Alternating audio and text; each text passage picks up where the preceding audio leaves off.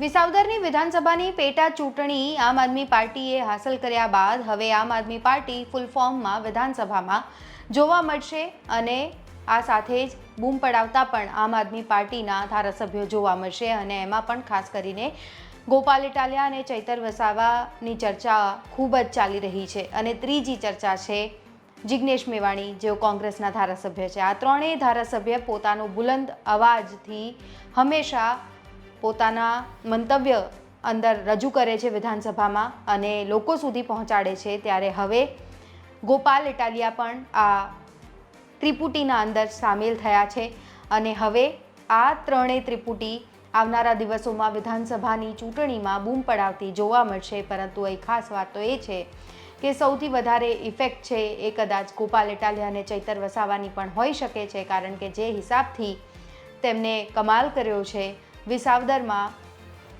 છેલ્લા કેટલાય સમયથી આમ આદમી પાર્ટીએ ગોપાલ ઇટાલિયાના નામની જાહેરાત કરી દીધી હતી અને ત્યારબાદ જે સતત મેરેથોન તેઓ ત્યાં કવરેજ કરી રહ્યા હતા, કાર્યક્રમ કરી રહ્યા હતા, સભાઓ ગજવી રહ્યા હતા, લોકો સાથે મળી રહ્યા હતા, જનસંપર્ક અભિયાન કરી રહ્યા હતા, તેને જોતા હવે એવું લાગી રહ્યું છે કે આવનારા દિવસોમાં જ્યાર સુધી 2027માં વિધાનસભાની ચૂંટણી ગુજરાતમાં નહીં યોજાય ત્યાર સુધી આમ આદમી પાર્ટી હંમેશા કંઈક હેપનિંગ કરવાના મૂડમાં અંદાજમાં જોવા મળતી રહેશે.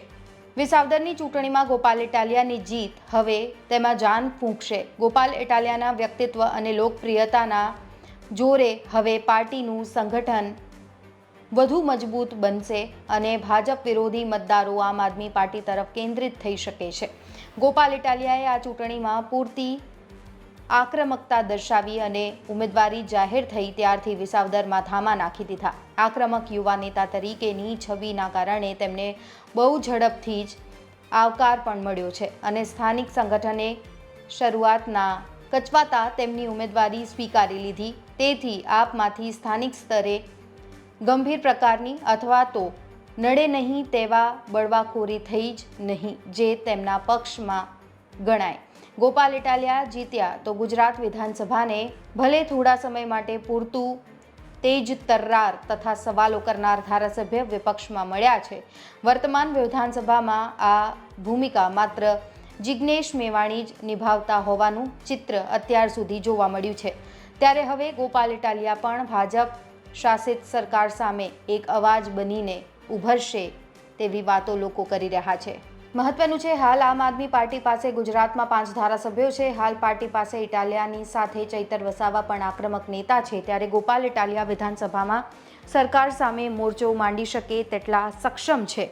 જો સરકાર સામે લડવું હોય તો ગોપાલ ઇટાલિયા પરફેક્ટ છે. તેથી ઇટાલિયાને વિધાનસભાના નેતા બનાવાય તેવી શક્યતા છે. આ સાથે જ માહિતી એવી પણ છે કે ગોપાલ ઇટાલિયાને વિધાનસભામાં આપનું નેતા પદ આપવામાં આવશે તેવી શક્યતા જોવાઈ રહી છે. ઉમેશ મકવાણા પાસેથી દંડક પદ છીનવી લેવાય તેવી શક્યતાઓ છે, જેની સામે ચૈતર વસાવાને દંડક બનાવવામાં આવી શકે છે. ગુજરાત આપમાં ચર્ચા છે કે વિધાનસભામાં ચૈતર વસાવાને બદલે ગોપાલ ઇટાલિયાને આપના નેતા બનાવાશે, જ્યારે દંડક પદ પર ચૈતર વસાવાની નિયુક્તિ થાય તેમ છે.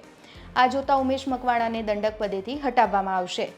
મહત્વનું છે, ગોપાલ ઇટાલિયાની વિધાનસભામાં એન્ટ્રીથી ભાજપની ઊંઘ હરામ થઈ જશે, કારણ કે પહેલાથી જ વિધાનસભામાં જિગ્નેશ મેવાણી અને ચૈતર વસાવા જેવા આક્રમક વિપક્ષી નેતાઓ છે.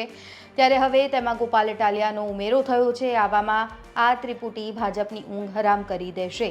એટલે આગામી વિધાનસભાના સત્રમાં ભાજપ બંને મોરચે ઘેરાશે તેવી શક્યતા હાલ સેવાઈ રહી છે. ગોપાલ ઇટાલિયા મેવાણી અને ચૈતર વસાવાની જેમ જ પ્રજાનો પ્રશ્ન ઉઠાવશે.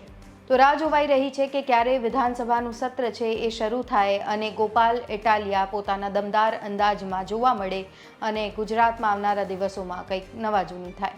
અત્યારે આ રિપોર્ટમાં બસ આટલું જ. ગુજરાતના તમામ મહત્વના સમાચાર જોવા માટે અને જાણવા માટે આપ જોડાયેલા રહો ગુજરાત તક સાથે. નમસ્કાર.